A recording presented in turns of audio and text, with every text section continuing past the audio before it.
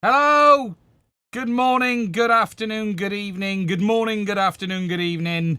Yes, I got it wrong.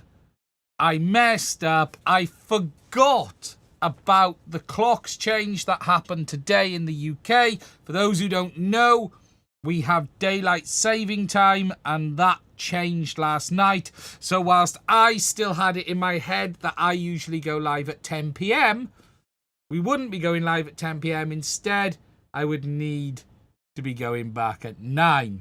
So, hello, good morning, good afternoon, good evening. Yes, it is Sunday night. I am going to attempt to make it through a live stream. My voice is bad, my throat is bad. I've been ill for days. I've been ill for weeks, in fact. I seem to have got through like a couple of days and then it's gone horribly wrong again. But anyways, we will make it through man flu regardless. Tonight, we're going to talk about the fact that there's been loads of leaks around the DJI Neo 2. Loads of leaks. And I did put a video out about this earlier and a video about the CaddX stuff as well. So we will just talk a bit more about that because it's very, very interesting. We are going to talk about this, because this board allows you to connect analog FPV cameras up to DJI digital. Now, unfortunately, it isn't 03 or 04. It is the original ear units, but also the fact that Neutron RC have also released a HDMI board that is available to buy. Centronics had made one before. For those who remember, we had this board here by Centronics. Let me just restore my chat to where it should be. OBS. No. Okay, what are you doing, OBS? There was this board, but it's never really been available or in stock. However, Neutron RC have now got their own version, and they've got this analog one. And tonight, we actually hooked it up to the CaddX thermal camera, and we will talk about that. Let's go back to that view. Why is my head out the top as well? What's going on? That's not right. My head is wrong. God, everything's broken. Everything's broken. Where's it? That one. There we go. I'm on a booster seat. We're also going to talk... I've forgotten what I put in the doc. I can't remember what else I said. What did I say? We'll talk about it. We'll figure it out. We will get through it. Whatever. I can't remember what I wrote. That just tells you how unprepared. I am more unprepared than usual. I now need to read what I wrote. Oh, yes. Sorry. The big one. The Bambu P2S. Ta-da! Is here. I've been testing it this week. I've been last couple of days. Literally got it open yesterday. I'm in the middle of doing some tweaks. We've done a few prints, but I've been tweaking TPU, just coming up with a new TPU profile for it, just to tweak it. It's not that the standard TPU profile is bad. I've always found I've been able to get a bit more from the TPU profiles, especially around this. And I've got a couple of changes I'm still making. Most of the issues now around support. I was ill before the TPU. But yeah, we're going to talk about the P2S as well, because it's a very interesting printer. Learned a lot about it as well, actually, in the last 24 hours. Which we will talk about too. So, hello to everyone. Thank you for joining me at the strange time today. I've managed to get this completely wrong. So we've only got 45 people here at the moment. We will... I always use a print like this as a test. I print it because it's a good test. It's a good test of three things. Bed adhesion, clearance, and overall print quality. I always tend to print one of these as a test. But then I do specific test prints then, which I move into from there. But I do like to print one off just to have a look. And I did this one in silk as well, actually. If you look at it, this one is very silky, very silky. Oh, silky, silky, silky. And this was quite a big one, this, as well. So, yes, you gotta love a silk print. Printed at standard 0.2, absolutely fine. Like, as always with the Bambus, honestly, they just work. Yeah, they really do. However, there's a bit to talk about on the P2S. So, obviously, this week was the release of the Protos. It was my birthday this week as well. My wife asked me, what do I want for my birthday? And it was one of those typical situations where you go, don't really need anything. I'm quite lucky, to say the least, that, you know, I don't have to sit here and say, can you buy me a drone, or can you buy me a printer, or, you know, I am a person of incredible luck, of which I know. But I did ask you to get me one thing, and it was this, because I didn't have one, and I was looking for an electric screwdriver, and I didn't have one, and I've been watching reviews, and I tell you something interesting, right? I've been looking at electric screwdrivers for a while, and this keeps coming up, right? And I don't know if it's just me. Not Hoto. Hoto tools all over Facebook. Now, you know what it's like. If you're in the room with your phone and you say, I want an electric screwdriver, all that's going to happen is every advert you see for the next 15 minutes, 15 days, is review items for that. And I keep getting ads for these things. And specifically, accept that, go away. And specifically, their snap block system. And I really, really like the look of this. And I mean, I really like the look of this. If anyone hasn't seen this, let me just find a video to show you, because I actually think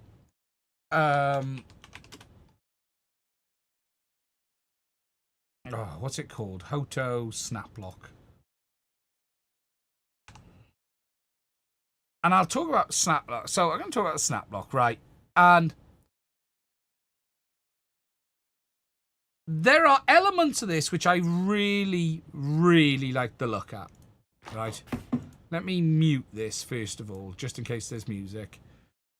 So this guy opens it, and you'll see what I mean. They all snap together, which is really quite nice. I really like the idea of this. There's a screwdriver, a drill, and a tool, a multi-tool. And these products look very interesting. What I like about it is it all snaps together. The boxes snap together like that. And, it, you know, if we get to the end, come on, get to where it all comes together. It's quite tidy. However, there you go. Look at that. I love that. The fact that all comes together. He continued. The fact that it all... You know, here you can see it all snaps together and it looks really good. Okay. Now, price-wise, it isn't shocking. It is expensive. The full kit is like 200 quid for the 3 devices, which is actually okay. I think it's quite good. It's not bad. 7.4, it's less than 70 quid a kit. There's, you know, when you're looking in the UK on this right now, you can buy the full set for $202.99. Oh, my cup of tea's arrived because I had to order that late. And it looks really quite tidy. The bit I can't get my head around is I cannot find a single review on this product that I think is genuine. And what I mean by that is this. Everything is paid for. Every review is bought and paid for. Every single one. You go down, this guy there's a guy who did a great review on it, and it's bought and paid for. Every one of the videos is advertising. And I cannot find anyone who has made a genuine review on this product. I just can't. And that smells to me. In fact, I'm so tempted to order one to make a genuine review.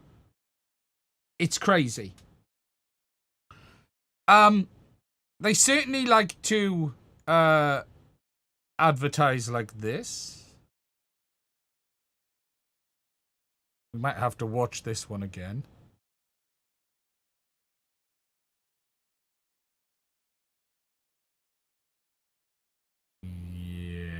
Yes, I'd like the screwdriver.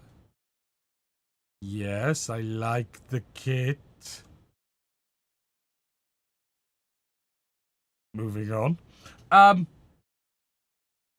It is and it isn't. It's pricey compared to, say, the $20, $30 or $40 for some.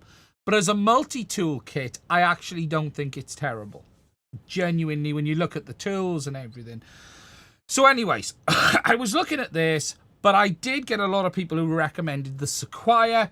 So my wife very kindly got me this for my birthday, which is the Sequoia ES666, which was like £26, £27 in the UK. Wasn't expensive.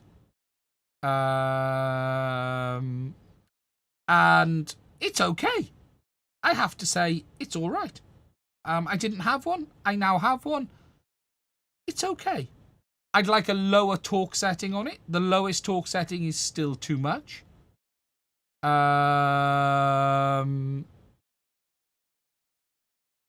But yeah, it's a nice little screwdriver. It's got multiple torque settings. So for instance, if you haven't seen the Sequoia one, you've got different modes. You've got auto modes. You've got different torque settings. You've got modes to change the display. You've got language settings. Hey, look, it's a good little bit of kit. Got LEDs built into it. Fast enough. Yeah, overall, I quite like it. But I really am tempted to have a look at this Hoto kit. I'm actually tempted to do it to just make a genuine review. The cordless rotary kit isn't bad. Now, someone up here was talking about Exomi, or I can never... Exomi? Which Exomi one then? Or I can never say the name of that company. Which one of theirs? Because people have been saying about theirs. The Exomi electric screwdriver.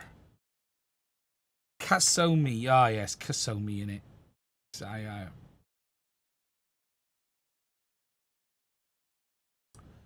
trying to see. I like the look of this kit, I have to say. Joseph says they make decent stuff. Because you have a screwdriver, a rotary mini tool, an electric mini drill is what you have.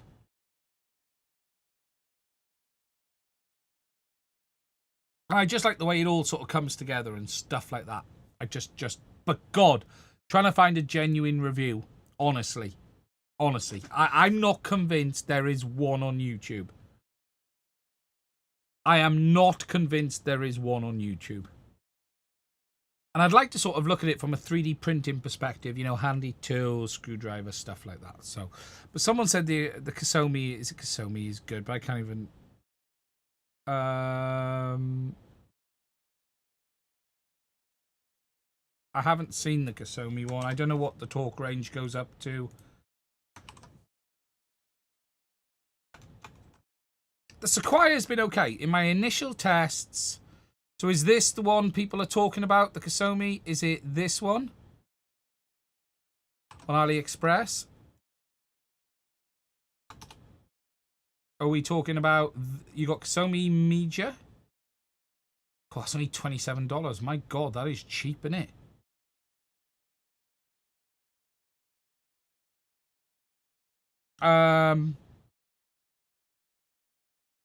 Even use it for my prop nuts. Yeah, the bigger ones are quite... Is this the one people are talking about? That's quite cheap as well, isn't it? It's like 2002. Yeah, that's... I might order in one of them as well. I am really tempted to make a bit of a video on these because I'm intrigued.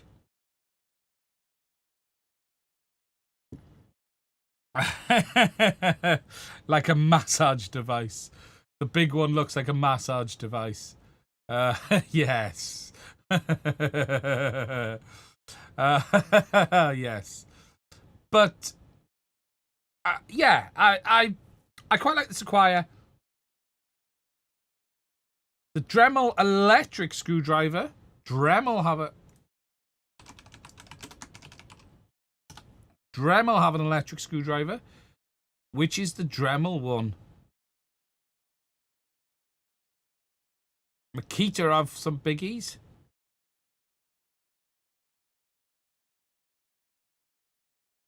I can't even see the Dremel one now.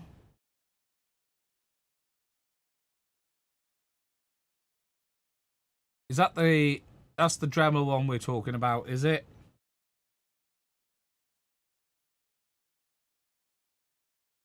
That's quite a biggie. Yeah, that's... Yeah, Dremel is small compared to Makita. Yeah. Yeah, that's... I get, like, that's a bit... Yeah, on Hoto Snaplog, and there's quite a few comments on Reddit as well about the Hoto. And that's why, Matt, I'm even more tempted to buy one and make a review. Make a genuine review. Because I'm not sure there's any out there. Honestly, I am not convinced there is a single genuine review out there. They all seem bought and paid for.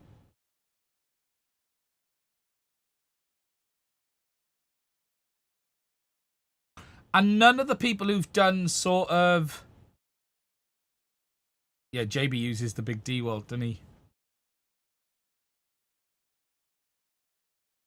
Yeah, just... I don't know. Something smells. And they have an affiliate scheme. Is he a part of it? Yeah, see, look, he's part of the affiliate scheme as well. But I do like the way the kit's put together. I think the kit does look tidy. Drivers slide in and out. You know, it's not the smallest thing in the world.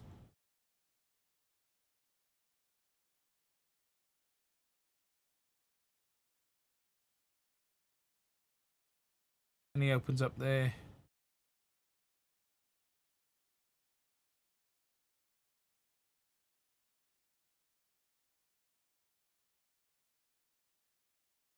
This is the bit I really like, is this.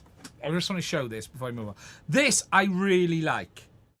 I like the way it all goes together. And you can just sort of toss it as a toolkit. That, for me, is quite valuable. That sort of latching together kit that you can toss in the car, you can bring away with you.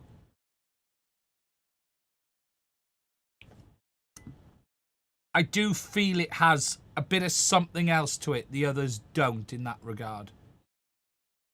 You know. But anyway.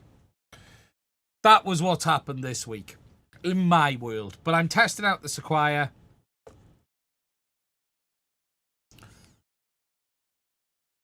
I'm intrigued if people would be interested in watching a video testing a couple of different screwdrivers out. Let me know what you think. Is it something... There's bugger all else going on in FPV, so is it something you'd be interested in? It ain't going to do prop nuts, that's for sure. Full-size impact, yeah. I've got an 18-volt SDS under the bench.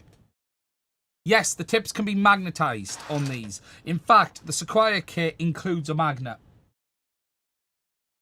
They include a magnet in the kit with the Sequoia, so you can magnetize to your heart's content. Yeah, it's quite good. Quite good indeed. He says with his squeaky voice.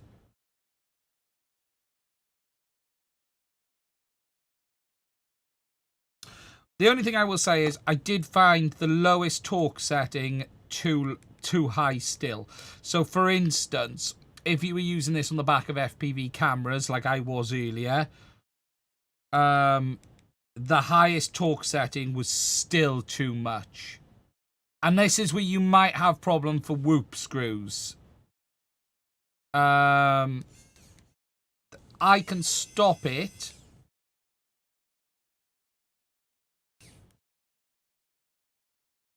Can I stop it? Yeah, I can stop it.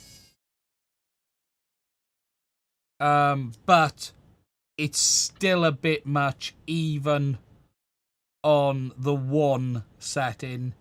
But it's also got gyro options, so you've got an auto mode where you can twist it and it goes left and right just by twisting it. It's got some cool features, actually. It really does. Super cheap.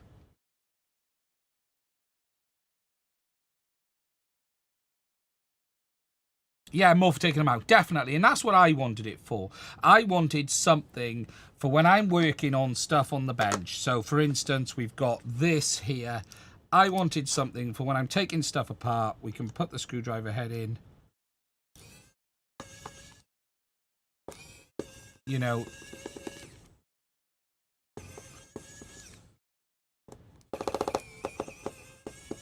It was able to dismantle them, no problem at all. And then... Here you go. Probably want an extra torque setting on that one. There we go. See, the difference between 1 and 2 there is 2 now is overturning. There you go. So yeah, really... Are you using automatic mode with a button? No, I don't. I didn't like automatic mode. For those who don't know, automatic mode is the more you twist it, the faster it goes. I'm just using, like if I go through to, oh, I've missed it. 1 second. Auto. So auto speed is based on how much you twist it. So just to show that there, if I press it and then turn it a little bit, it starts to turn slowly, or the more you turn it, the faster it goes. Yeah, secure. I say Sequoia, but yeah. So you can... But I find it awkward to do the twist. I find it awkward to... Because you've got to sort of start there, do the twist... Its speed, it does have torque as well, so you can set the torque. And then I didn't really like the auto mode, if I'm honest. But yeah, so basically when you twist it, it goes that. But then you got your manual torque settings as well. So yeah, look, Sequoia, I don't know, I'm not even going there. But yeah, overall, quite good. I like the kit. Less is more, as they say. Okay, so moving on to the big one this week.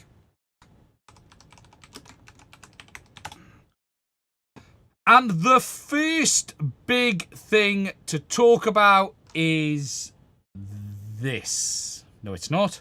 It is this. Obviously, this week we had the launch of the CaddX Protos. Lots of reviews. JB, Nick Burns, Andy RC. Obviously, UAV Futures. You've got to go watch them all. And something I said in my video earlier. There is a takeaway from all of these videos. I would suggest watching more than one.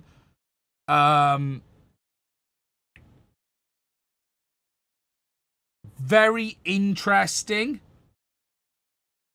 very interesting indeed. I found it surprising how many extremely experienced FPV pilots, well beyond my skill, struggled to fly the damn thing. If you haven't seen JB's video, it's well worth a look. And JB was trying to get used to it.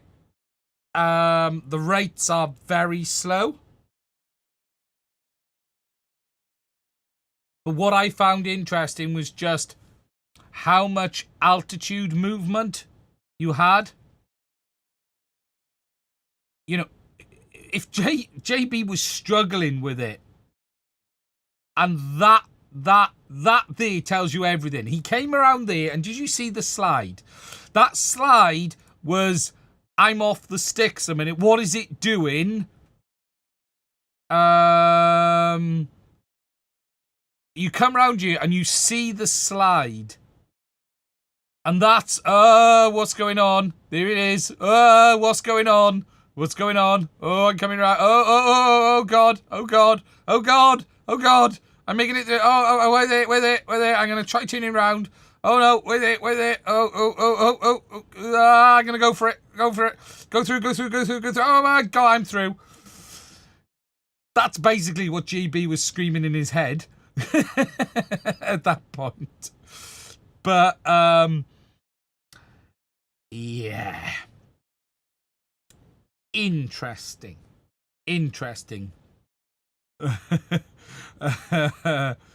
Don't buy it unless CaddX comes out with more compatibility. Yeah, and I think JB made a great point. I'd made this point already on Discords, and JB followed it up as well. It's like you, right? He's struggling. Look. He's like, he switched to angle, and it's like, what is going on? It's like, whoa. This is JB. It's like, fucking hell. What's it doing?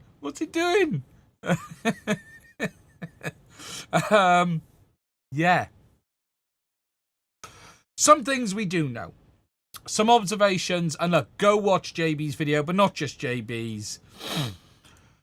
Go watch Nick's. Go watch UAV Futures. Go watch UAV Futures. Got a couple of videos. Go watch Andy RC's. Go watch Nick. Nick was stuck in position mode because his button was broke.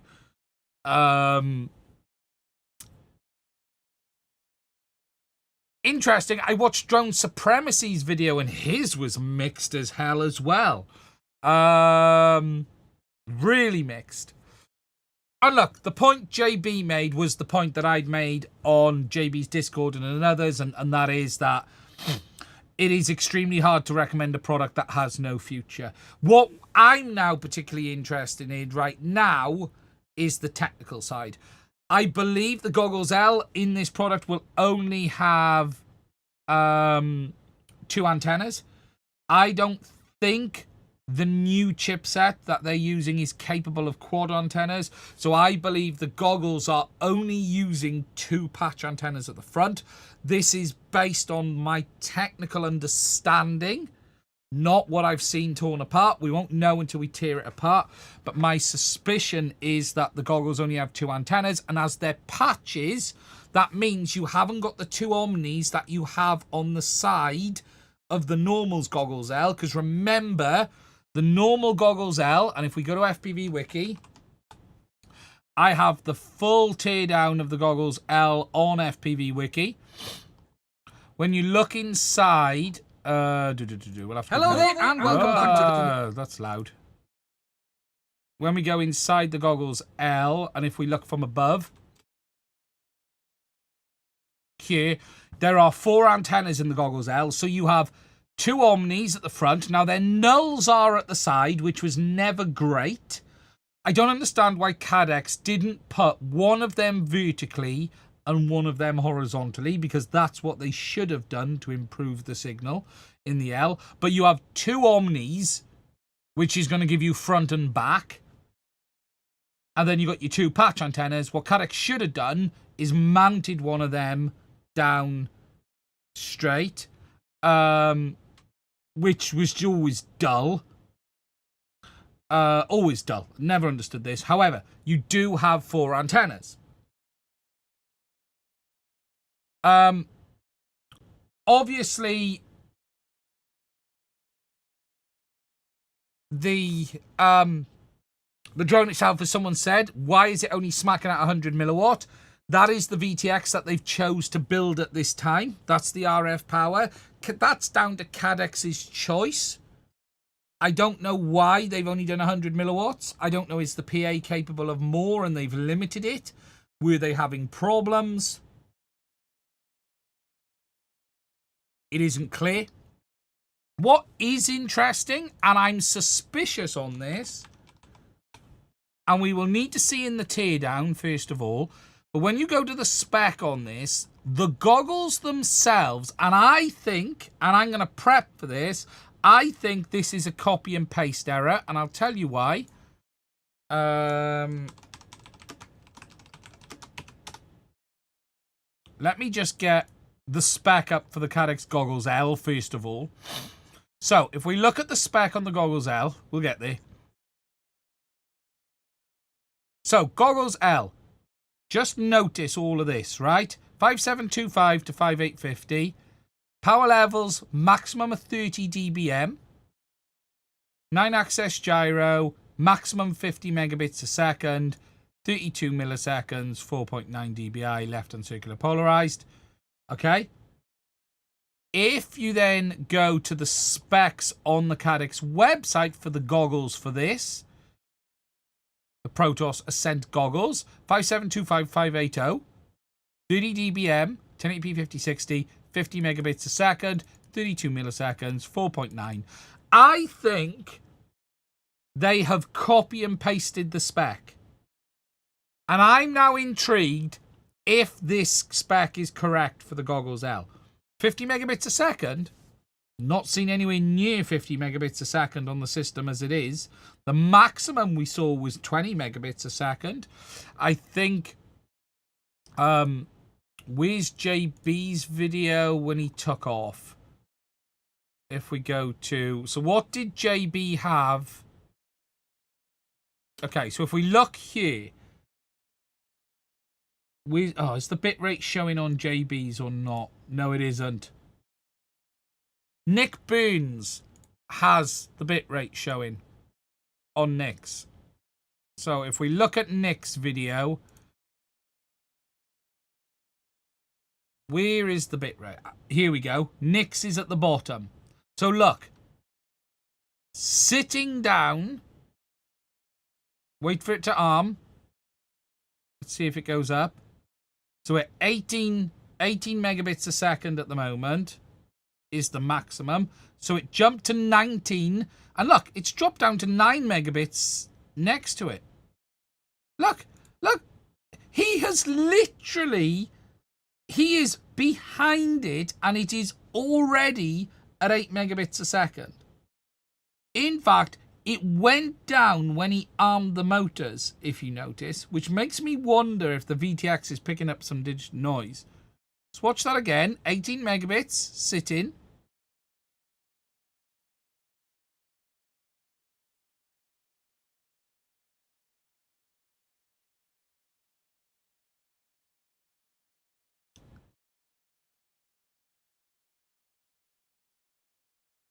And now it's already dropping. Now he's armed, it's already dropping.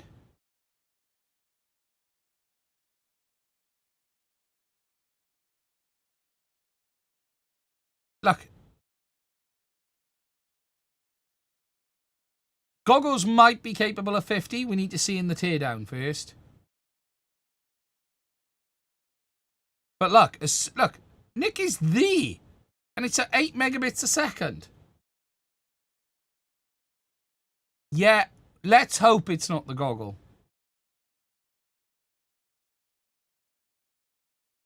So, Nick is behind himself. So, let's wait. Now, here, right there, he is directly in front of himself. Just to show you this, right?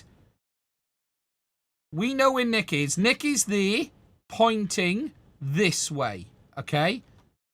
So, right now, look, he is directly looking at the unit. 9 megabits a second. 9.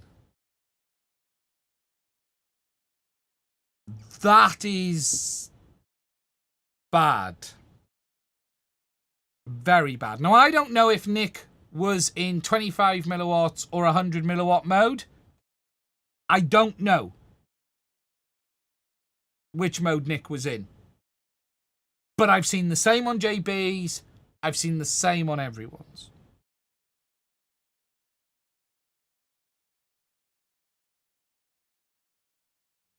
That is not good.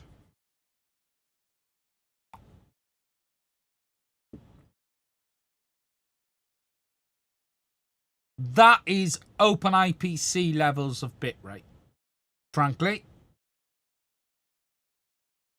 You know, if that was 04 or 03, you'd be 50, 60 megabits a second. If that was CaddX Avatar, you'd be 25 megabits a second solid. That is horrific.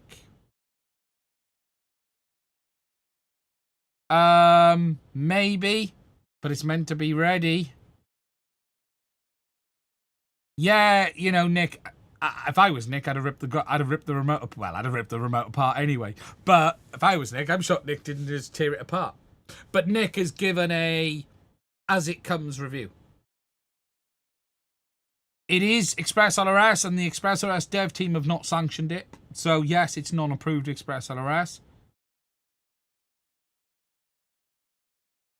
His head position greatly affected this.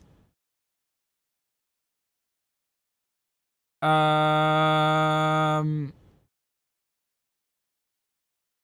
know, he is directly in front of that there.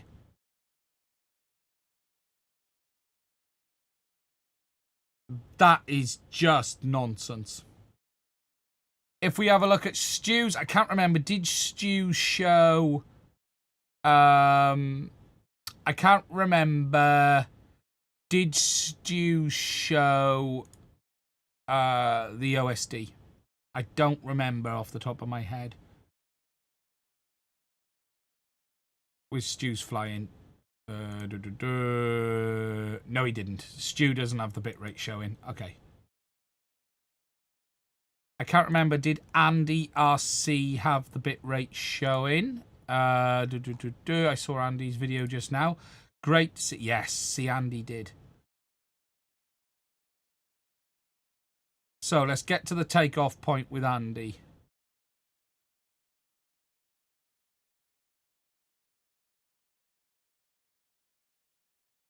Here we go. So if we look at Andy, so he's behind him at the moment at 10 megabits a second, which is interesting because he's directly behind himself. And now, see, here's interesting. Andy is getting 18 megabits a second. So that is interesting. I wonder if Nick was in 10 megabits mode. Because look at this. Andy, if we look at where Andy was...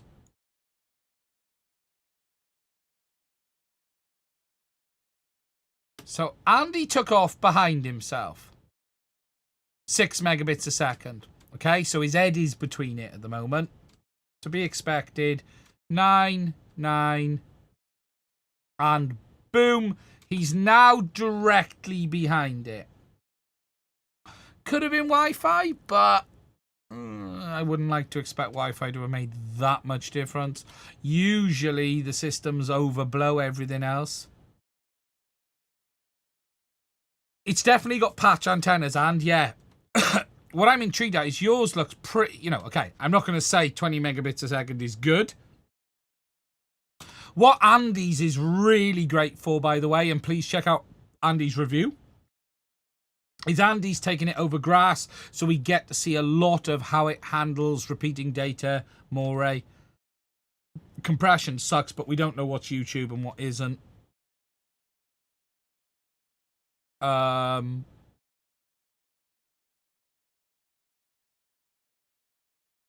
don't know where Andy is at this point, but you can see it's down to 10, 15 megabits a second. So yeah, look, it's...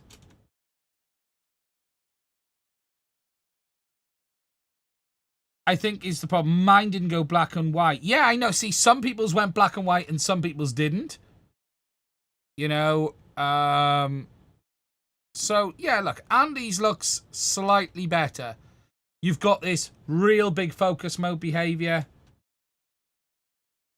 And you can really see it. If you look there, as Andy was moving, you start to see the sides focus up. You'll see, I'll pause it at a point where it becomes very noticeable. You start to see the sides. You'll see the sides block up. There's a point where you sort of go, ooh, it's now now you can see there's a line down there, a very distinct line down there, and a very distinct line down there, and then boom, it hops into the lower mode.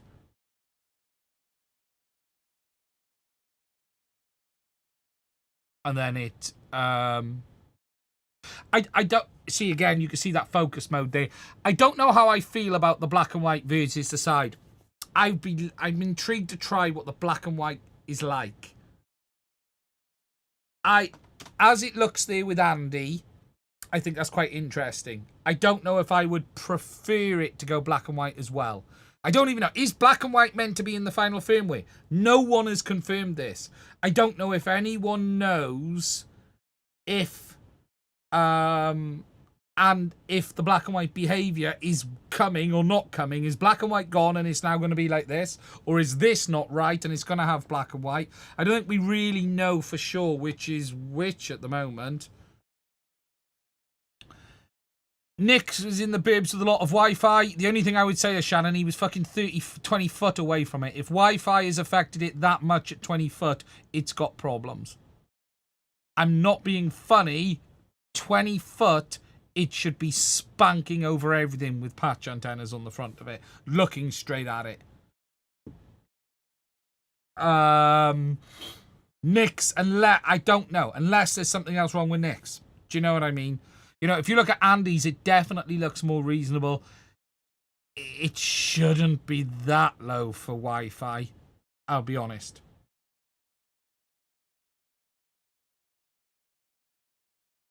Yeah, he might be on 25 milliwatt, and 25 can be bad. But I'd still expect more than that at that distance. If it's that sensitive, you better leave your phone at home. Yeah, Lon. Yeah, look. But look, Andy's is... Andy's looks okay. That you really saw focus mode there. And again, please go watch Andy's video. Andy did a great job. That I think... Look, I have no complaints on this focus mode behavior at all.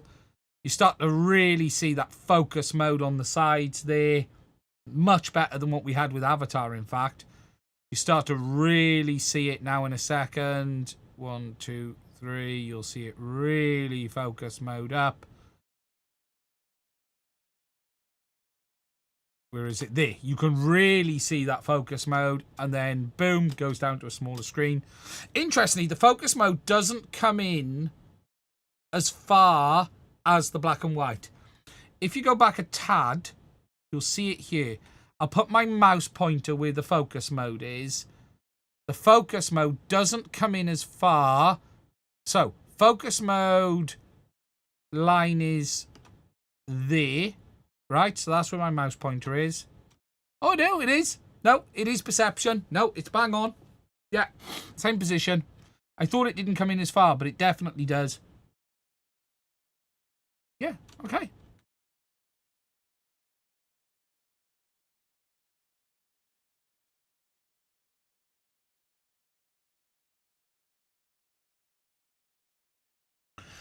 I think one of the reviewers had black and white, but I can't remember who.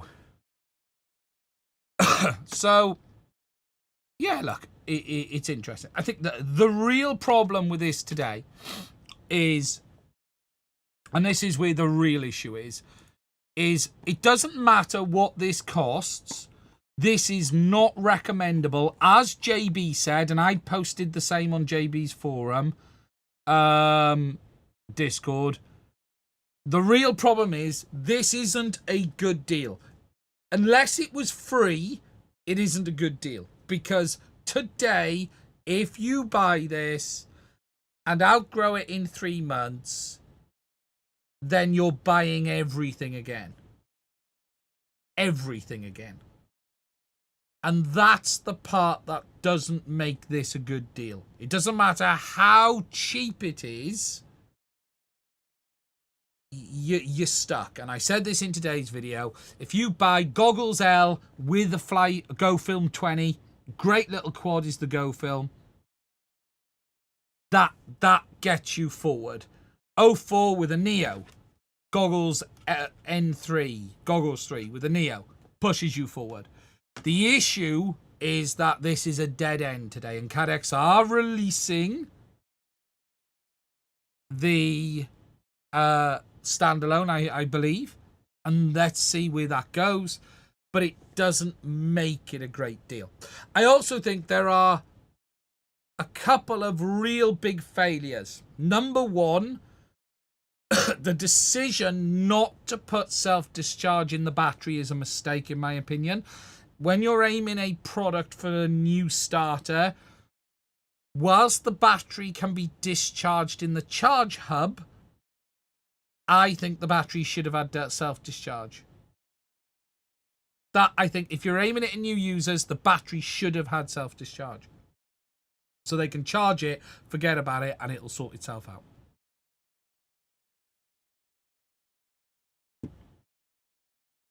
That I do. Do the Neo battery self-discharge? Yes. Yes, they do.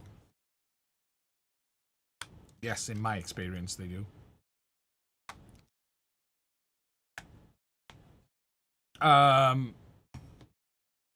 That's I just think that's a bit of a risk. Personally, I would have just preferred the battery self-discharge. But yeah, obviously then you've got the weird crap with pricing. What's quite funny is it's on discount already. If you want to buy this in the United States, you can get it cheaper today. Because in the UK, we're getting screwed at $399. I have ordered mine. I have bought and paid for mine. So it is en route. Well, it isn't. It hasn't dispatched yet. However, if you're in the United States, you can get $20 off already. It hasn't even sold yet, and they're giving $20 off. You can get it for $339.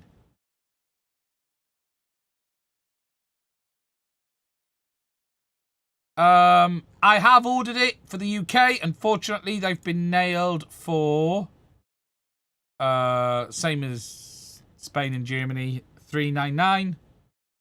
I've had to pay more. Thank you for that. But yeah. I think Get FPV have them $499 tariff on top, perhaps. Yeah. But yeah, look, when it comes, there's a lot to learn. There's a lot to learn. Okay. I'm intrigued how it flies. It sounds like, here's a question. We don't even know, how do you update the firmware?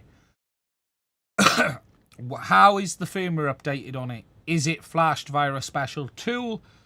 Have CaddX released, have they going to release software for updating the firmware? Is there, how does this even work? We don't even know.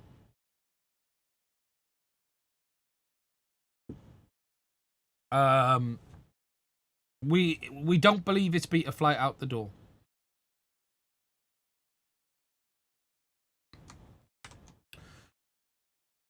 Now, very quickly alongside this, we have the release of, well, the announcement, I should say, and I'm just trying to find Discord. If we just get onto Discord, not HT0, CaddX. We have CaddX, as I've said already, are looking for testers for the GT2. You get to give up your spare time for a free VTX. If someone's after one, GT version 2, looking good. exactly what I would expect. I believe it's got a fixed SD card slot. Shannon, I think, said it's got MMCX antenna connectors. I guess it's still 2 watt. I haven't seen a spec to say if it's 2 watt. I'm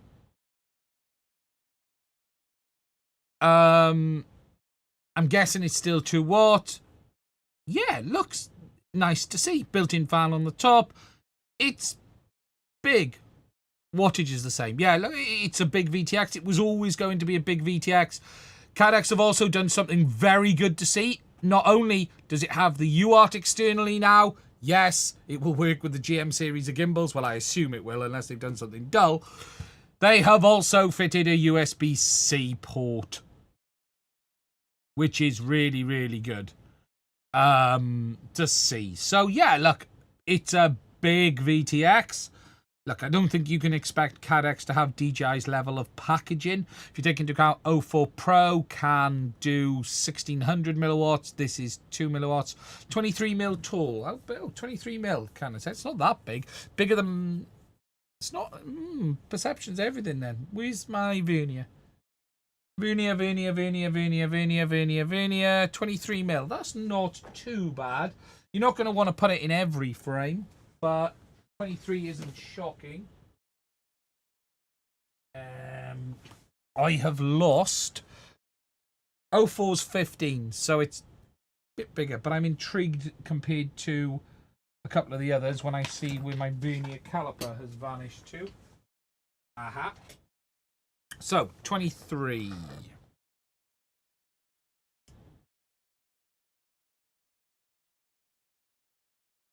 It's quite big. 23 is surprisingly tall. If we look at the original GT, which I have on the bench, actually the original GT is probably 23. Yeah, the original GT is 23, so yeah, 14, I think.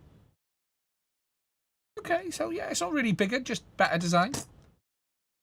So it's always been a big VTX. It's always going to be a bigger VTX. Just better packaging, as someone said there. Overall, should be good. Should be good. No, you know, nothing bad to say. You know, really. Other than let's hope they don't have QA issues. Ceramic antennas are gone, he said, as well. Antennas are MMCX. The ceramics are gone, so they've gone away from that silliness. And I think they fixed the SD card slot as well.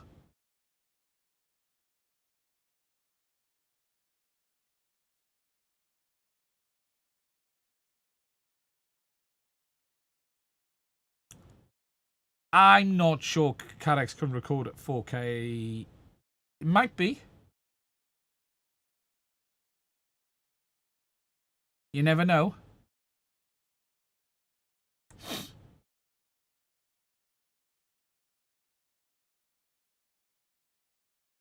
Big.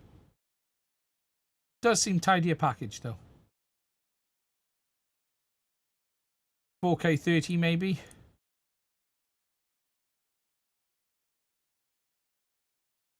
But yeah, overall, I'll order one when it's available.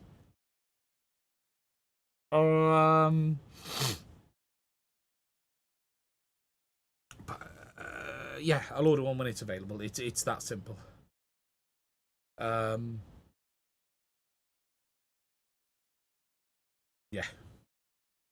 Not really much more to say on CaddX other than that. I'm hoping, I don't know how long they're going to take for shipping on this drone. You know, I've given them the money, so now we just got to wait and see. Just something, I said this on the video the other day. I have closed my CaddX affiliate account. I'm not willing to use it anymore. Regardless of the product, I'm not gonna... I don't recommend... I've always been really clear on the channel that I am very limited with the companies I use affiliate schemes with. Radio Master is one. Bambu is one because the products are just so fucking good. CaddX was one. But I don't... A couple of things. The trust is gone with the brand. There's been some really weird stuff going on with like the GT version 1. People have been getting them without them working properly and stuff like that. And then my situation with CaddX is in we don't work with them anymore. Now that's mutual. CaddX don't want... look, CaddX are deeply... One day I will share the full story on what happened and why I took that video down, and I'll be clear with you. The story was because I received legal threats. What was as shady was they were through some people who were close to CaddX as well, and those people I think were trying to do me a favour, but I also think CaddX were playing a game. But also, the email conversations I had are insane. And I promise you, and I mean, I promise you, all I ever tried to do in the email conversations was help them. And Joseph knows, because he's seen them. Oh, they were fucking crazy. Oh, yeah. He knows because he's seen them. There are some people who've seen them. And all I tried to do, genuinely, was go, look, it was really quite simple. Before you can fix something, you have to admit it's broke. There was a point where I had to write the words, please just stop. But I don't appreciate the legal threats. I chose to take the video down. The subsequent behavior against the channel, the bot attacks were insane. For those who don't know, that the channel got absolutely battered, and I mean battered, by bots within 24 hours of it all kicking off. And I am telling you that they did that because they weren't there before. And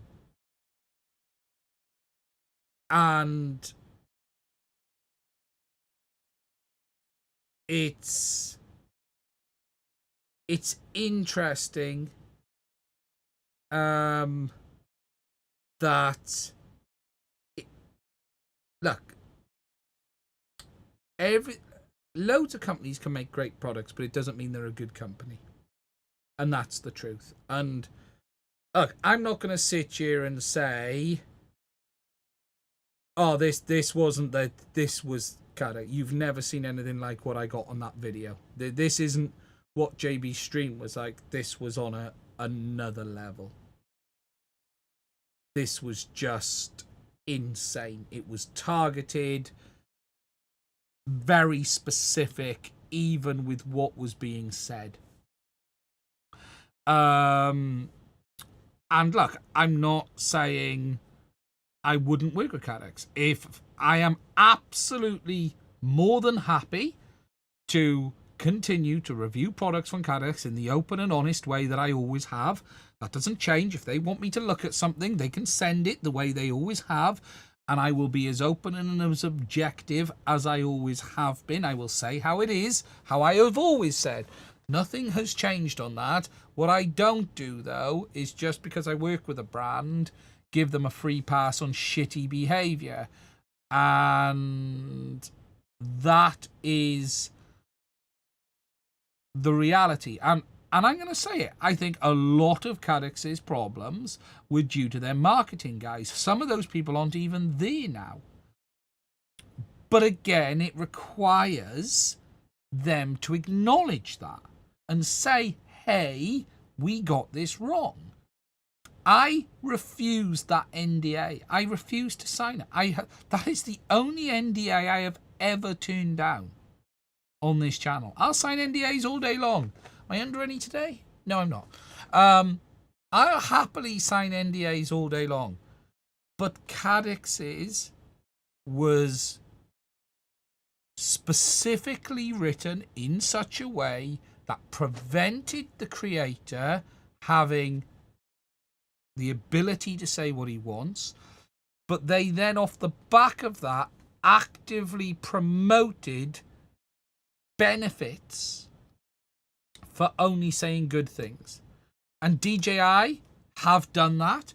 I have openly said sorry, that's not the first NDA I turned down. It's the second NDA I turned down. The first NDA I turned down was DJI for the FPV drone, because part of the agreement for the DJI FPV drone was that you would receive, and I would receive, and I still have this, $1,000 in DJI credit for positive engagement. I was required to strive to achieve positive engagement. Now, you word engagement whichever way you want it. But I turned, and that was when I stopped working with DJI, because I said, no, I'm not agreeing to that. That's bullshit. and the conditions were you got to keep the drone and you could receive up to $1,000 in credit for positive engagement. And I don't care about keeping the product. I do not give a toss. They can have it back. Everything I'm sent can go back as long as they're willing to pick it up, because I ain't paying for it. It's not my job to pay for it. If someone wants to take something back, they are more than entitled to. But you're paying to pick it up.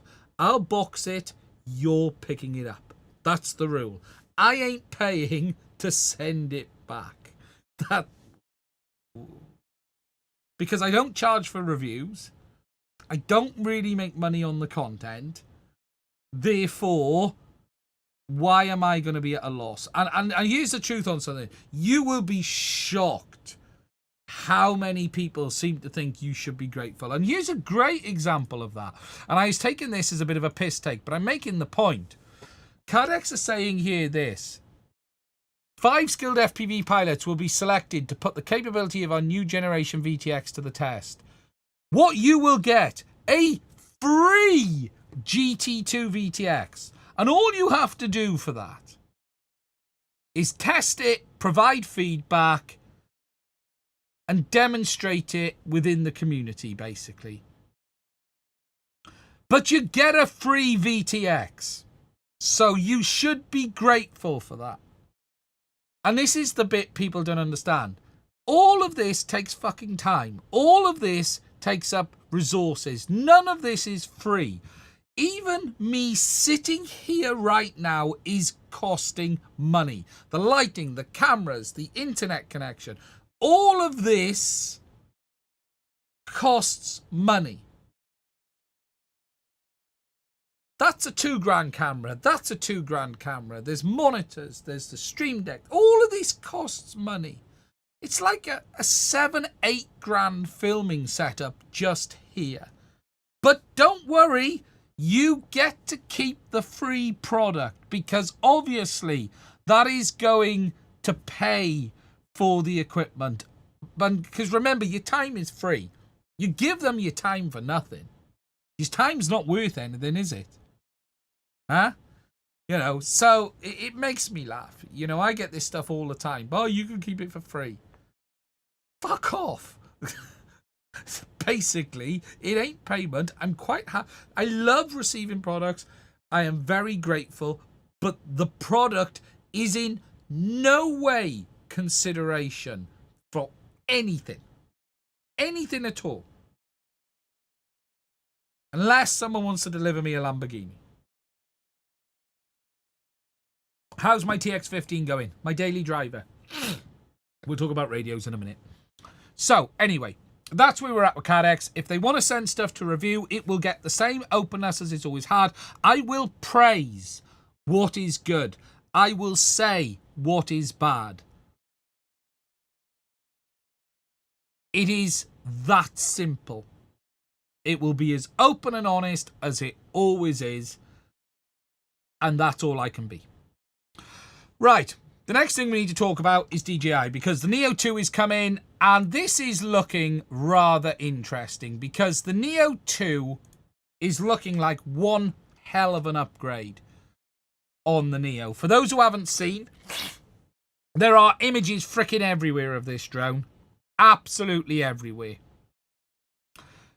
We've got images from Igor. So if we go DJI Neo 2, there are images all over the place.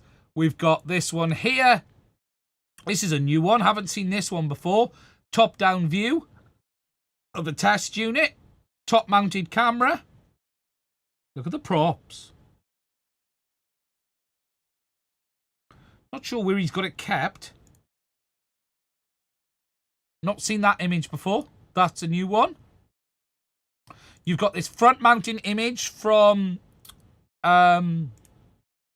Jasper.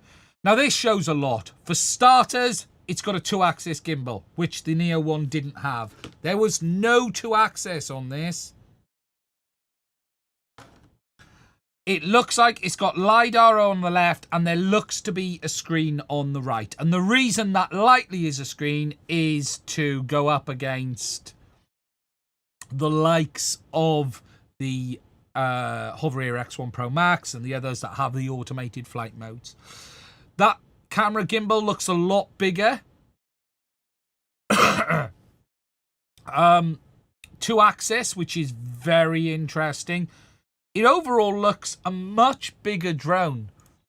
When you look at it from the top here, you can see the battery grips on the side, top mounting rear sensing object camera. Another look from the front. There is some spec showing here, but this is wrong.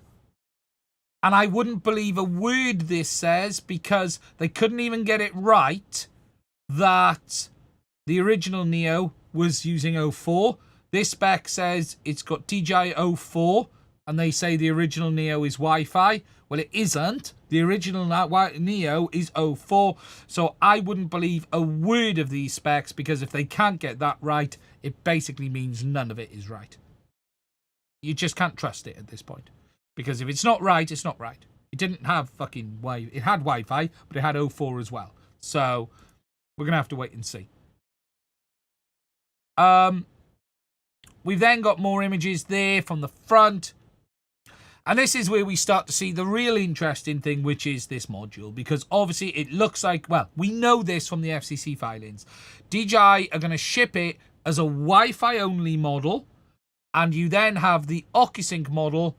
Let me get to the bigger pictures of this down here. The OcuSync module that screws on the back. Now this is a complete first. We have never seen DJI do anything like this before. Very, very interesting. What we don't know is how you would connect to USB with that module in, because it looks like it takes up the main USB port. You'll have the air side on the back, and look, there's a lot of people saying, you know, is this going to be an 04 Pro module? Is it 04? The module isn't really what makes 04 Pro. You have to understand what the difference is between 04 and 04 Pro.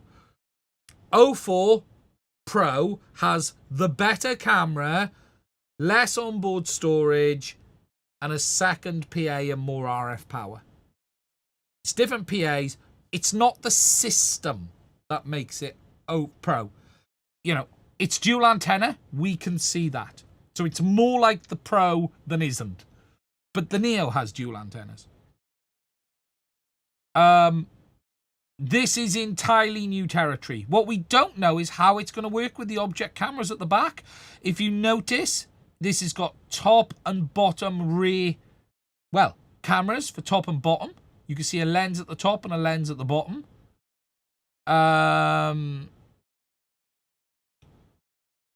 That is gonna be blocked. Hacking it is probably going to be close to impossible unless you're one of 4 people that I know. Basically, today the S2 already communicates over Wi-Fi. It's just internal. See a bit of a cutout there. Yeah, there does look to be... You can see a bit of a cutout there. But it will be interesting to see what this camera can see with the module on the back. The module being separate really won't help many people. But it is incredibly interesting. 04 is 5 grand. 5 grams. Yeah, we don't know what the weight of this external module is. It's covered in plastic. It's got a USB port on it. We don't know. No, we haven't done the Vista yet. So it looks like DJI is going to sell this as a Wi-Fi only model. And then you will bolt on 04. Is it me or is there a gap under that USB port on the back? I wonder if that's where the SD card goes. Don't tell me that's where the SD card goes. And you have to...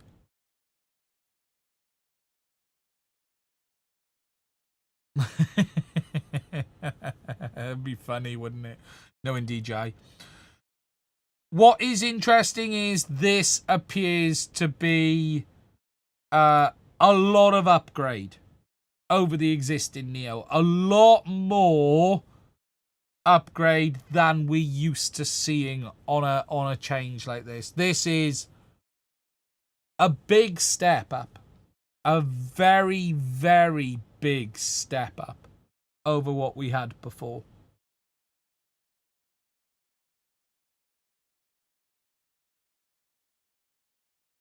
Same as the Neo, standalone. Yes, it'll be Wi-Fi only as standard, which means... But now you can probably control the smart modes a bit easier. Now they've got the little display on the front. Because it looks like a display. We don't know for sure, but it certainly looks like a display. 2-axis gimbal. Even the Avata 2 doesn't even have a 2-axis gimbal. It's... Yeah, it's... They are saying the camera is 1/1.3. If we go to DJI's website, DJI Neo. Oh. The spec on the DJI Neo is... What is it today? Is it 1/1. What is it? I can't remember. 1/2. Half-inch image sensor on the Neo today. They're saying it's 1/1.3. Yeah, Avata 3 will have the same 2-axis full rotation. I would... is Avata there? I thought the Avata 2 was 1/1.7. I thought the Avata 2 was 1/1... DJI Avata 2. I think it's a big ask for it to be the same size sensor as the Avata 2, because that camera's massive. I'm losing track. 1/1.3. Yeah, no, okay. I don't think it's going to have a 1/1.3. I don't think it's going to have a 1/1.3. Bearing in mind the size of the camera on the Avata 2, that's an 04 Pro. That's a big ask. I think... I am beginning to wonder if the Avata 3 will end up being... where's X gone? I've lost X. I'm beginning to wonder if the Avata 3 will become the 360 and this will somewhat replace the Avata 2. This is smelling like a much bigger upgrade than we're used to seeing. Hell, the Avata 2 doesn't even have object sensors. So I'm beginning to wonder if DJI are going to basically turn the Neo into the Avata 2. And the Avata will become the Avata 360. Maybe an Avata 3. Ah, yeah, 1/1.7. That makes more sense. That actually makes more sense, which is the same as 03.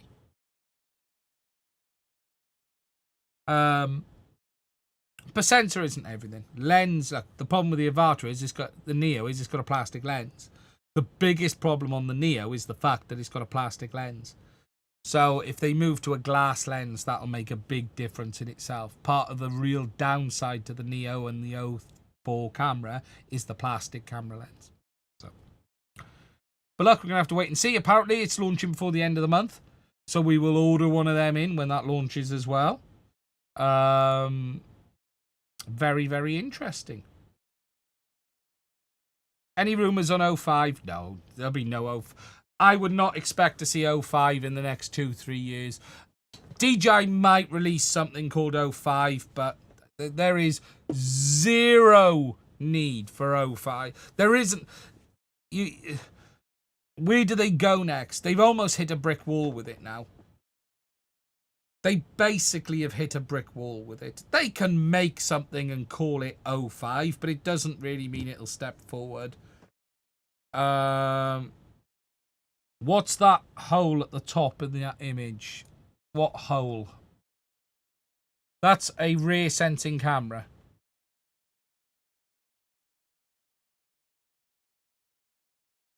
Yeah, Avata 3 might have a 1-inch sensor. Yeah, possibly.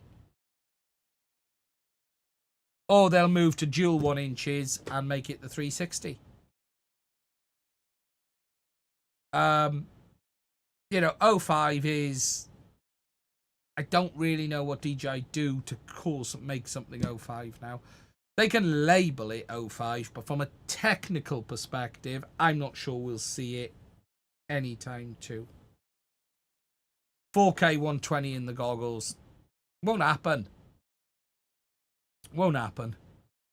4K is pointless in the goggles. 1080p is your eyes. The displays can only do 1080 anyway. The display is the issue here now. All the goggles displays are still 1080p 100 Hz in OLED. You're not getting faster OLEDs at that size unless they go completely customized.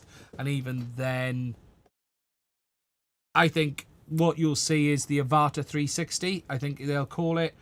The Avata 3 could even become the Avata 360. Or it could be a completely different drone as 360. When I say 05, I mean lighter and better cameras. Yeah, DJI can change the cameras. And that's probably where the only way forward. Lighter's hard. The problem is, the reason 04 Pro camera is so fucking big is because of the size of the lens. We're hitting problems with the physical size of the lens now. Yeah, you're not gonna look. 1080p is the peak in goggles. Just look how good 04 looks.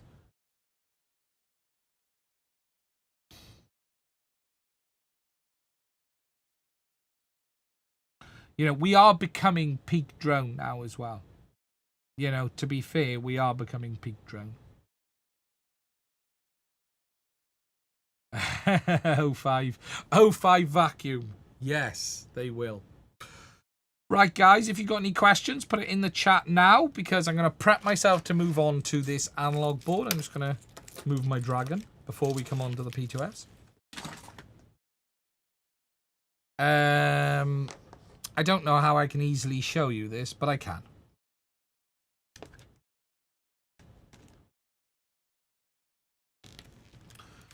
I'm going to have to get a cable. 1 second.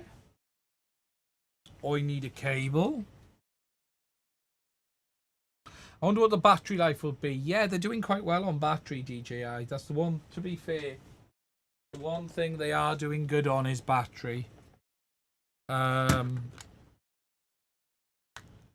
forgot I'd left these on.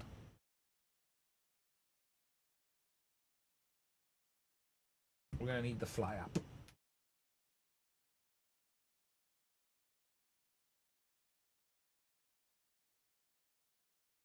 It's not the flyer, is it? Fly here.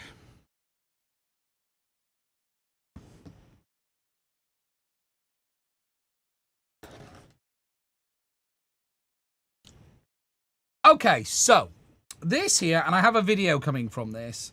is the board from Neutron RC. And I'm not going to show you too much now because I have a video which I've almost finished, so you can bugger off and go and watch that instead. However, what this does is allow you to connect analog cameras to the original DJI Air unit or a CaddX Vista.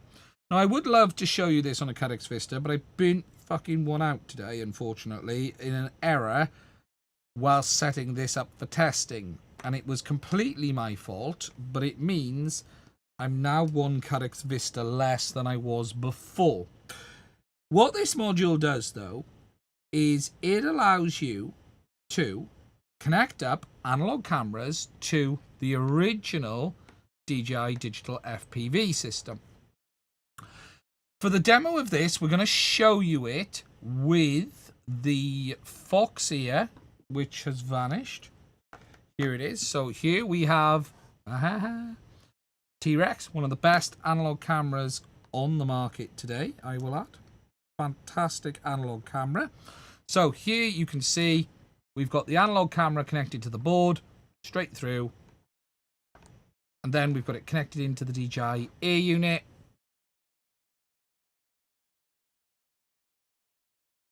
And that then will connect to our goggles. So what I'm going to do is very carefully power this up. I haven't got XT60s on this. I'm using everyone's favourite try not to burn it out method of pushing the wires into the XT30, because what else is the better way of powering it up? Making sure that we've got it right. Once we have powered this up, you will see the lights come on. I'm just going to wait for my DJI goggles to connect. Boom, they have. And I'm just going to open my phone in the Fly app, and I'm hoping I can show it to you on screen. Ha ha! We can. There we go. So I'm currently showing it to you on the goggles too, via USB, via the DJI Fly app. And there you can see that we have the analog camera coming through on the DJI Air unit. Latency is very good. The latency is very, very good. It is not too bad at all. It's very good. I'd say it's on par with DJI 60 frames a second. It really is that simple. Now, what is very cool about this is that you can even use it at the goggles lens. So if you point at the goggles lens, you're going to go down the road of a rabbit hole. Pointing at the goggles lens is just going to take you down a rabbit hole. Let me put that in. Sorry, I'm trying to put my finger over the friggin'... Right, with it. Let me put that under there to hold that up. And then put my finger over there so you can see the lens here. Woo! There we go. No, it will not work with 03 or 04, unfortunately. This only works with the original DJI system, which is the Vista. It'll show the latency. Not really show the latency. It's not gonna easily show you the latency. Not that much. You're not gonna see. The board is 40 quid, $40. Now, what is very cool about this, right, is you can do things not just like this,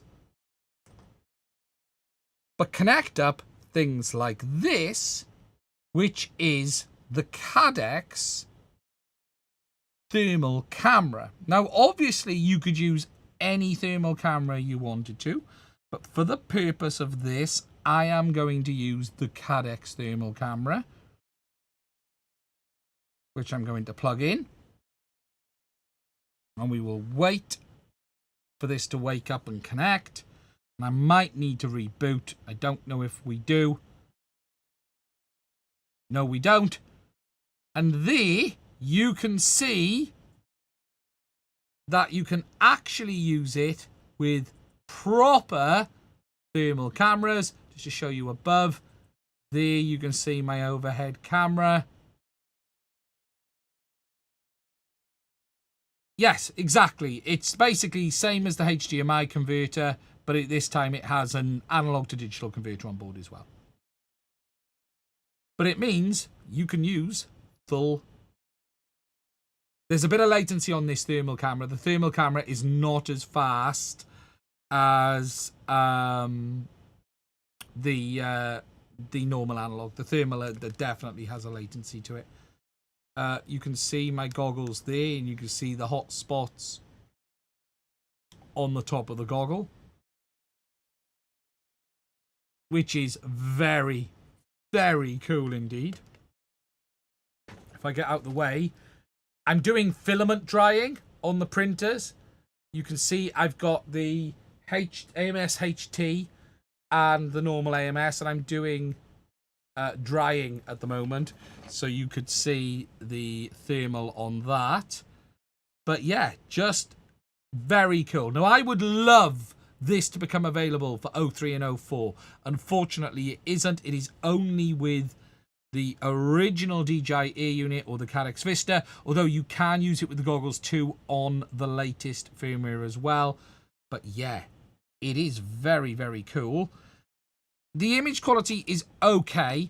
It's obviously upscaling, so you do need to take that into account. It is obviously upscaling analog. So there you go. You can see now we're back to analog. Latency on analog, it is basically this, you're seeing the latency through this, unfortunately, here. But in the goggles, I've done my latency tests, and it's like 35 milliseconds. It's on par with DJI. This isn't the true latency, remember, because this is the DJI Fly app via USB-C. The true latency is in the goggles themselves. And yeah, not bad at all. Very cool. Very, very cool. Now, I do have a video coming on this. Neutron RC have this kit available. Just going to unplug that and turn the goggles off a minute. If we go to the desktop, these are like $40. These boards, you can get the HDMI one. If you go to Neutron RC, you can scroll down and you go on their products. You go to the shop. You got this board here, $39.99. Takes up to 4 analog cameras, built-in switches. It's the MS. I'll show you. It's actually on here. It's the MS. There you go. MS. Oh, I've got it on the video. It's the 8 something. 4. You can attach up to 4 analog cameras to it, and it switches. So on the board, that's an analog camera switcher, which takes up to 4 cameras. So you got 1, 2, 3, 4 ports. This is your camera voltage input for the camera itself. That's your PWM input. There. And then you've got your MIPI interface. I'll have to have a look. You got PWM input. And they got the PWM. There it is. It's the MS1858E. The MS1858E. So then you've just got a flash chip up here for that chipset. You've got the Toshiba HDMI to CSI MIPI converter. This is actually basically the same chipset used in HD0. And then you've got an AT32 over here to control the Toshiba chipset. So the Toshiba chipset is controlled by the AT32. You've got a flash chip over here for the macro silicon chipset. And then you've got the CH444P analog switch. And it really is be great to see a quad with analog. Yeah, you know, look, you could. This is very cool. Yeah, unfortunately, it's Vista and Air unit only. There hasn't been anyone, I don't think, that's got this working on 03 or 04. Alongside this, though, Neutron RC also have the HDMI board. We first saw it from that other company, but it's never in stock. Whereas here, they do the HDMI board as well, which allows you to HDMI in. We would love to see this for 03 or 04. yes, I showed one by a different company, which is always out of stock. As long as HDMI is 720p, 50 or 60. It has to be 50 or 60 frames a second. But yeah, and that's available as well. Again, 40. It's just a shame. Can you even buy? Yes, you can. You can connect up to 4 cameras on the first board and switch between them.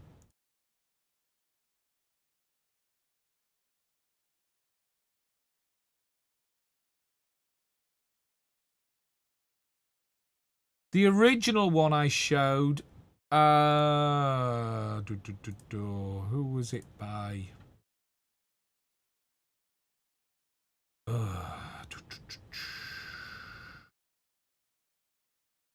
Trying to remember who it was by. Centronics. So, the original one, this was my video on the original one. And the board was by Centronics, which is this company here. Theirs was slightly different. Theirs was based around an ESP32. Same Toshiba chipset, but with an ESP32. But it's always been, yeah, they're both using the same Toshiba chipset. But they're using an ESP32. But this has basically just been out of stock ever since.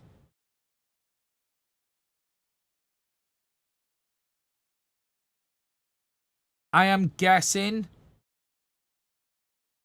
Yeah, you also find the MS1858. I think it's in the CaddX goggles as well. I think that's how CaddX do the analog input. I'm sure that's the same chipset that CaddX use.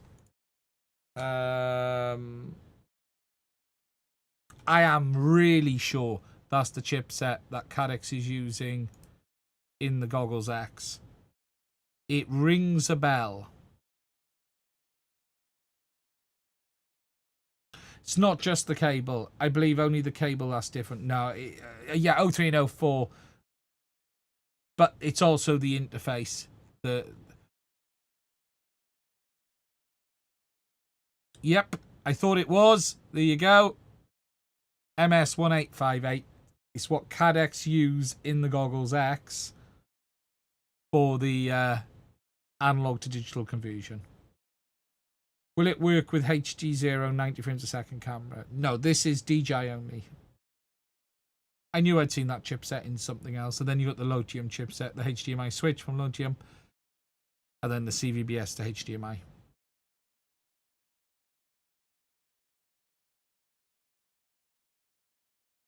Yeah, someone would need to do a bunch of work to get it working with 03 and 04. 04 would be great to see. There's no point to make it with 03 now.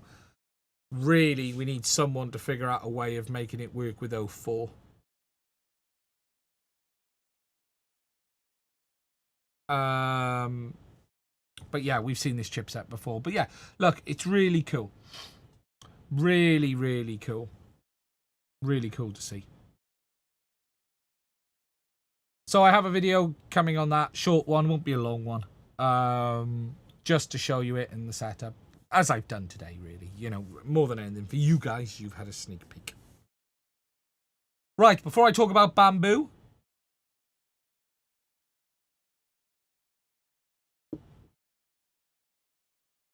If you've got any questions. And I'm going to do our sponsor spot, because it's time I did the sponsor spot on this channel, and I just want to make sure that you're all aware that today's video is sponsored by you. Not me, but you, because it is only through the support you give on this channel we're able to keep making content. It is coming up to an expensive time. If you want to support us to keep doing what we're doing, please do consider checking out my Patreon as well as buy me a coffee. As I said already, we don't work with CaddX now. We don't work with DJI. We don't work with a lot of this stuff. These companies. And as a result of this, this all gets bought. This board was bought. 2 of them, in fact. A lot of what you see here is bought, and I can only do that with the support that you guys give. So if you do want to consider supporting the channel, please do check out Patreon. Link is down below, because it is looking like it is going to be an expensive end of the year. That is for sure. Yeah, look, I think we are burning through money at the moment, and yeah, that's for sure. Someone just asked, I've got two things I need to talk about as well. I've just remembered.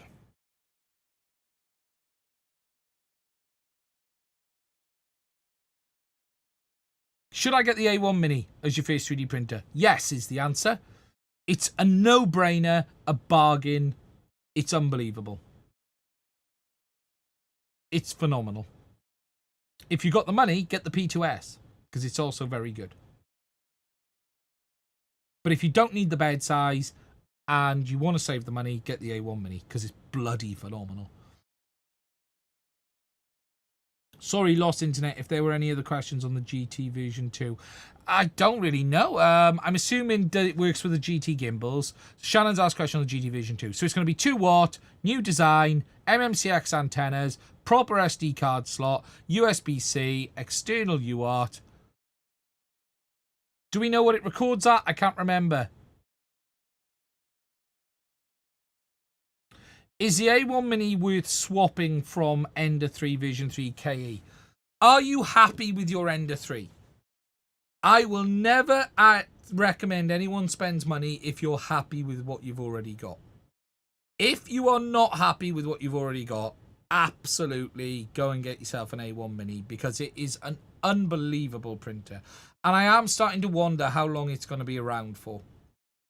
Honestly, I cannot see the A1 Mini lasting forever. Can the P2S do normal TPU? Yes, just like the P1S. Cannot in the AMS. The AMS does not do TPU other than Bambu's own specific TPU for AMS.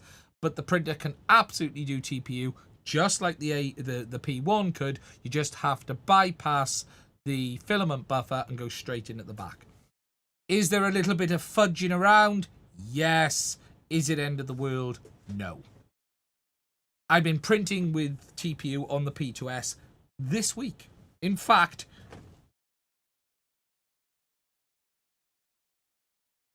here is a handful of TPU prints and supports from the P2S. G2 isn't 4K. Okay. Are they shipping it with the Pro camera? Shannon, I'm guessing they're going to keep the Pro camera, or should we expect something new?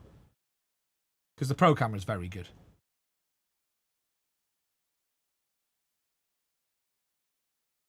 P2S with AMS is great value. Oh, it's unbelievable value. How can I connect CosStreamer via Ethernet? I tried connecting to the router, but no luck. I can't remember, because it does it via Wi-Fi. It's got to be configurable. So if you're connecting it via a router, you're probably going to be... Because remember, CosStreamer creates its own Wi-Fi network that you connect to. So if you're putting it on your local network, you're going to have to use it in DHCP, I guess. I can't remember. I'll have to dig into it. I haven't set it up that way for a while. Will I ever sell a printer? I've got a couple of Crealities that I probably need to get rid of. I got 2 K1s brand new in boxes I've never opened. But you don't need to know where they came from.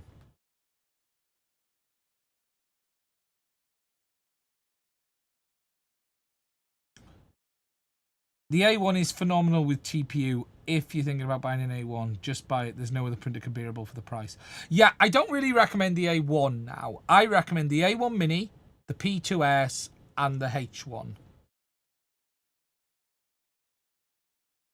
Is it safe to dry filament in a kitchen oven, or will it contaminate and make no food safe? I don't recommend an oven, because you'll probably... Most ovens are not temperature controlled enough to do filaments. Believe it or not, most ovens are based around mean average temperature and not a temperature controlled, even digital ovens. What they actually do is kangaroo quite a lot. So to give you an idea, if you were to set an oven to 200 degrees, it can actually kangaroo somewhere between 100 and 300 degrees. And you do the measurement on an oven, and the oven measurement officially is done across a number of temperature bounces, and you take the mean average of those bounces. But what that means is the high spot could be 300 degrees, the low spot can be 100 degrees. The high spot can be 300, the low spot can be 100. Especially at low, it's not quite PWM, but the way you measure it is across 8 bounces, and by the end it should have leveled up. But the chances are it'll melt your filament out before it ever stabilizes.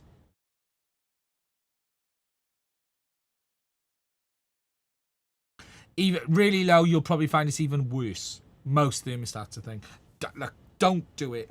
If you want to dry filament at home, get yourself a food hydrator. Stick the spool on a radiator in a bag is better. If you've got radiators, stick the spool on a radiator in a bag. Yeah, well, most new stuff's PID loops. Old stuff was thermostats, and thermostats would Jesus, trust me. You're entering a world I know quite a lot about. Thermostats would just you jump in like 200-300 degrees. PID loops on the newer digital stuff, and they use NTCs, which isn't so bad. But again, it's still overshooting. Yeah, with a bag, with, say, it open, it just helps keep the external moisture off it. I'd put it in a bag with the end of the bag open. If it doesn't have a fan, yeah, look. The best, if you want to dry filament, the simplest way to dry filament is set your bed on your printer to like 60 degrees, put the filament on it, and put a cardboard box over the top of it. That is the simplest way. Or a Tupperware plastic box over the top of it with a cardboard on the top. A sheet of cardboard will absorb the moisture.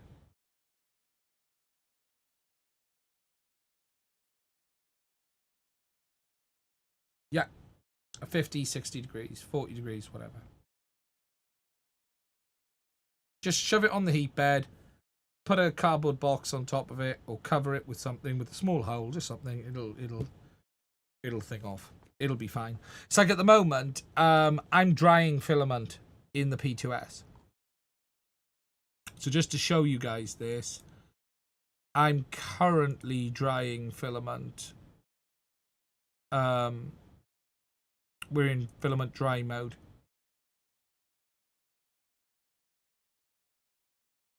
Trying to find the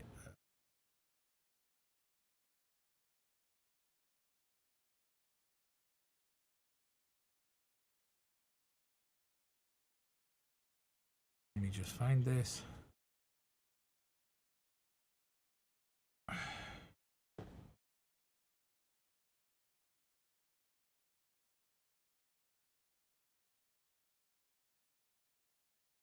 I remember what you're seeing here. Not that one. God.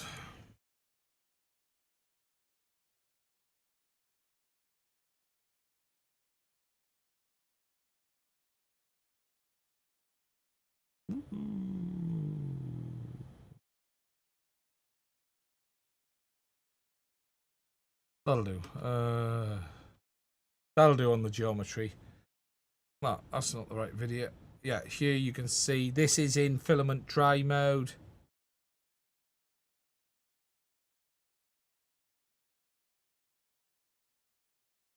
Right there, let me show you. So that's the AMS2 in filament dry mode. Just gives you an idea.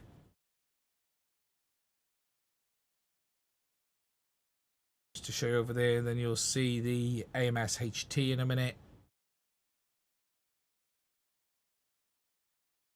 No, I think the P3 is the best. Now, is the P2 Pro still the best in the camera at that price? P3 variable focus lens. Get the fucking P. This is the P3. The P3 is freaking amazing.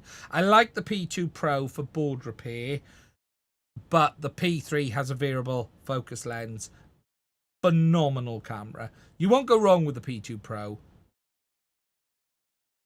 I can't really understand why it can't dry and print at the same time. Power. It's two reasons. Number one, it doesn't have enough power, but number two, drying will make the filament. You can't have the filament in the rollers whilst drying.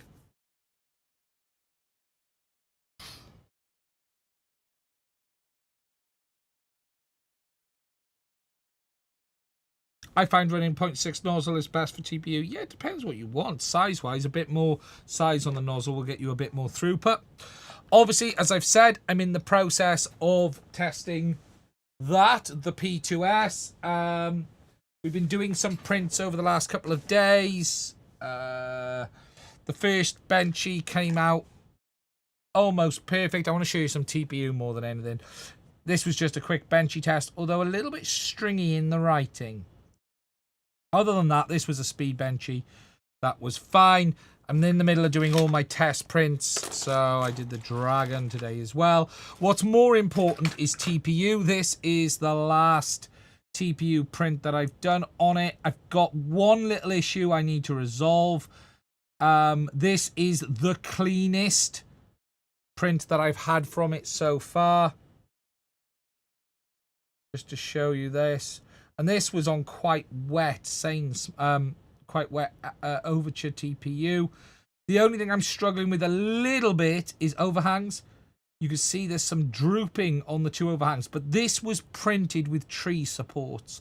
So I'm just tweaking the support slightly now because it was done with tree and it's okay in there. There's nothing loose in there. It's okay. It's only on that straight overhang there. So I'm just tweaking the support settings just to get the overhangs right. It's a little bit there as well. Just not quite right on the overhangs. Yeah, normal support. Look, I'll be honest. I'm being a bit difficult with it because really you should be printing with normal supports, not tree supports. But I tried to set things up with tree supports because I like tree supports, basically. But it's a very clean print. A very clean print indeed. And the way I set it up, that standard supports, yeah, standard supports are definitely better. But yeah, pretty good. I need to do some VFA testing. But yeah, look, very nice. Very, very nice indeed. As I said, I did a few.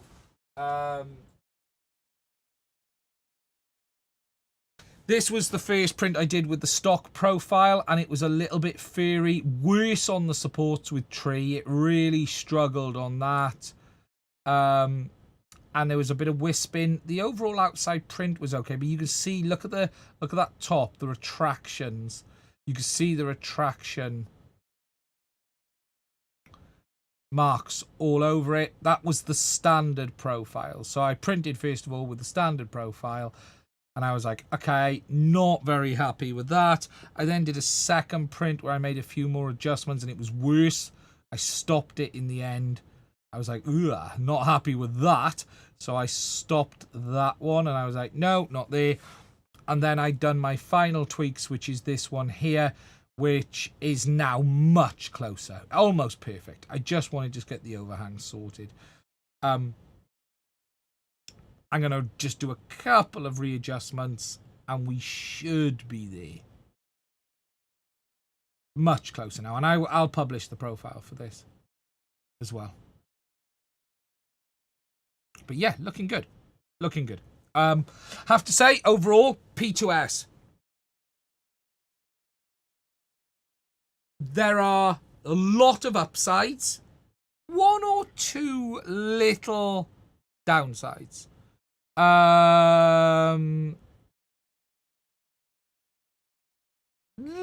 Some differences. Interesting note, it is a louder printer. It is definitely louder than the P2S. Not dramatically, more machine noise from it. I don't know if it's a result of the stainless rods or the steel rods, the chrome-coated steel rods. It overall clatters and bangs a little bit more. I don't fully understand why, but it's definitely a little bit louder. Also, the air filtration system takes some understanding, which we need to talk about. But other than that, I think it's a phenomenal printer. Would I say if you've got a P1S, you should upgrade to the P2S? No. Absolutely not. The P1S is phenomenally good as it is. I don't think you should run out and upgrade. What I would say, though, is it is an utter no-brainer if you're starting today. And I'm only going to recommend 3 printers now. It's the A1 Mini, P2S, and the H2, depending on size. It's got some really nice features. Obviously, it is a heated chamber, but it isn't. It's a passively heated chamber, so it can do engineering filaments, but it heats the chamber off the bed, so it can go up to 50 degrees C. Can't quite go up to the 65 degrees C that the H1 series can do. Hot end can only go to 300 degrees C instead of 350 that the H1 can do. The camera is much better on it, although I don't really like the camera angle. Let me show you something. I'm not a big fan of the camera angle.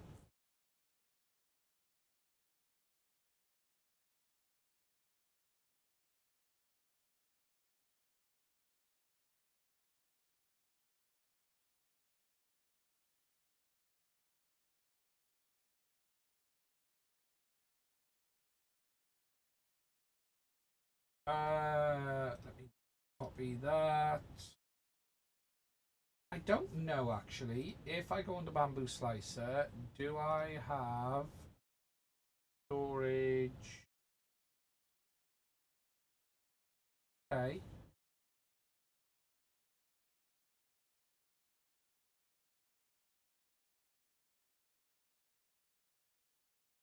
Copy this.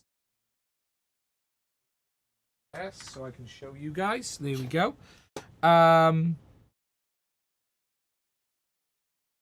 Just to show you this, the camera is much better, but it's a bit of a funny angle for me.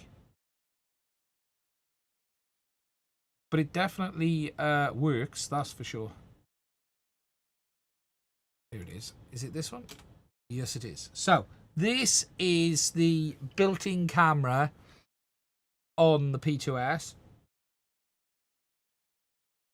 It's very looking down, obviously. The camera's a lot lower than I remember it being on the X1. I remember the camera on the X1 being higher up. But that gives you an idea of the camera on the P2S. I think it was a better angle on the X1.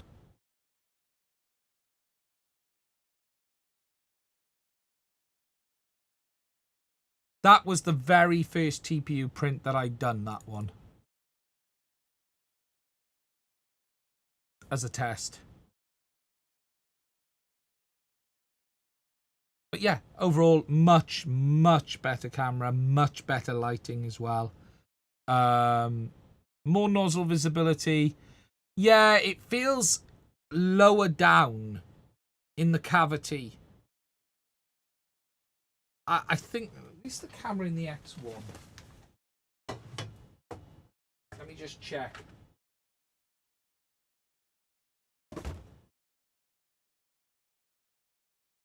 It's there on the X1. You know what? Fucking... looks like it's in the same place.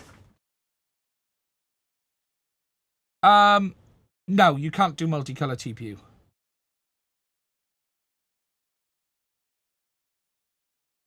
What is the face behind me? Face behind me? What face?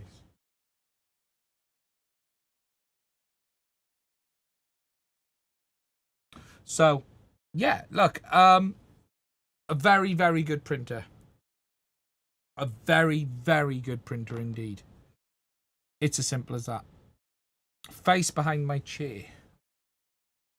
Printer behind my chair.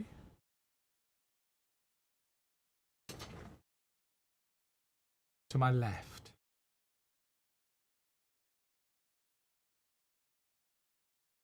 Deadpool.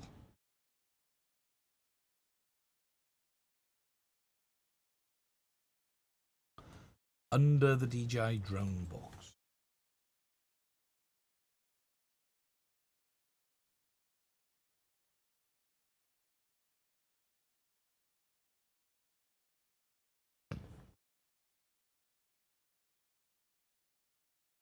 Ooh, one button.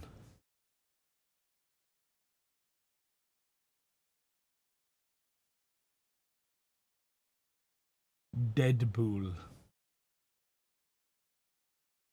Above the A1. Ah.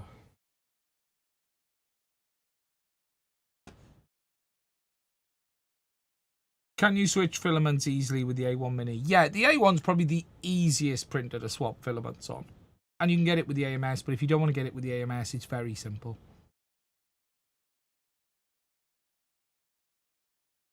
But yeah, look, the P2S, I'm putting it through some testing. I think the Bambu standard TPU profile needs a little bit of work. Other than that, no major complaints so far.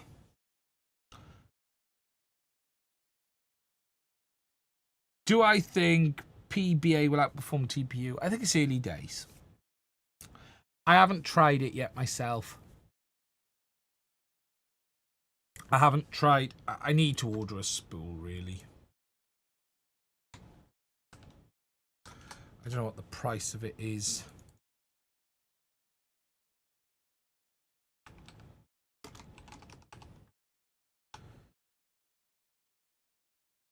I haven't really bothered to order anyone in yet. Sane Smart have got it.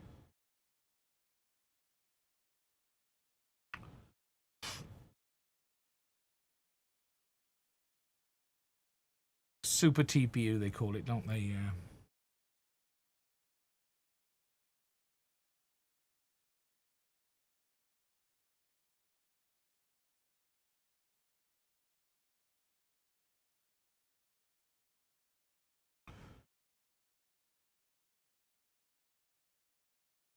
Hardness is very similar.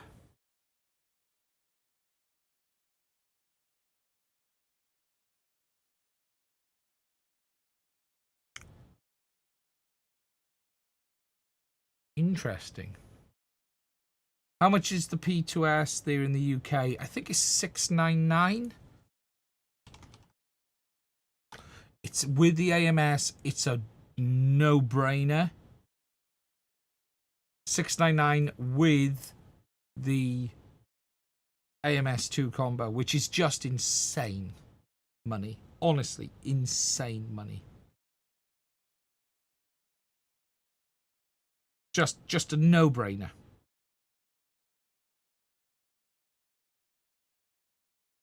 It's just a no-brainer. Honestly, it's just like it really, really is insane. It's a great printer. Honestly, there is nothing about it I would say is worse in any way than the P1S. I just now think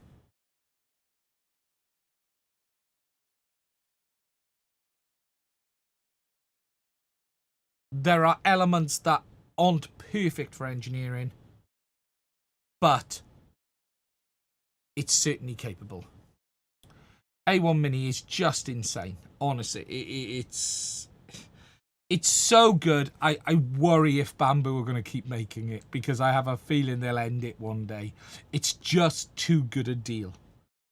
It's insanely a good deal. And my big worry with the A1 is one day they'll go, oh, we're not going to make that anymore. And it'll become a thing of the past.